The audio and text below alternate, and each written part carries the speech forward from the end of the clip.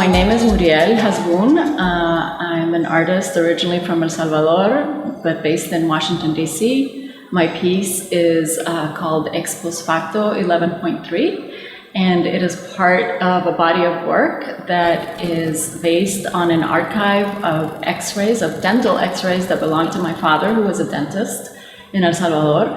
and that I used as a way to think about the emotional repercussions and impact of trauma, especially because of the Civil War in El Salvador, on the body. And so I imagine these pieces that belong to my father's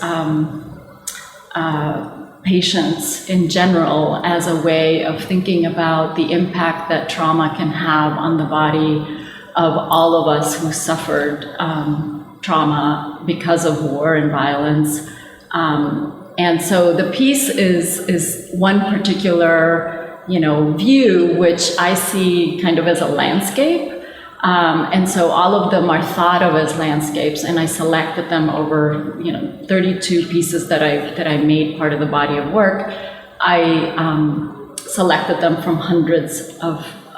x-rays, just kind of thinking about that, like how it very kind of intuitively thinking about how these evoked an internal landscape that if we could see inside the body through the accumulation of all of our experiences, what would it look like? And so this particular piece has, something that appears to be like a broken totem, or, which if we know that they are teeth, we know that it's like fragile and broken, and so that is a great metaphor to think about how it is that violence can affect our way of being in the world. After I had been in El Salvador as a Fulbright scholar, and I went to the eastern part of the country to the Museo de la Revolución, which is a small museum that was done in the eastern part in Perkin, which was kind of the base of the leftist guerrillas during the war. And also, so I went to this museum and I saw a photograph of a woman who was my cousin,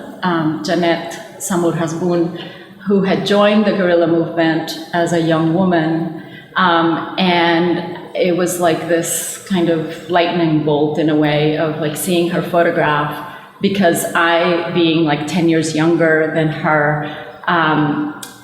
only remembered her as a beauty queen because she was this beautiful woman. And, as a young idealist woman, she had gone into the guerrilla movement and became a comandante Filomena. And so at that moment when I saw the photograph, I remembered that my father, who was a dentist, had been asked to identify her body when she was captured and killed. Even though he had never had her as a patient, it just, like, the whole process made me think of all of those who had died during the war, and how it is that, we are, we have our ideals, and we have, she wasn't like exactly remembered for what she had done, especially in her family. I mean, she was remembered, but nobody talked about her. And so the whole idea of like how it is that we transmit all of these traumas, or not transmit because we silence them because they're too painful, was also part of it. And given that my other work deals with the transmission of trauma through the generations,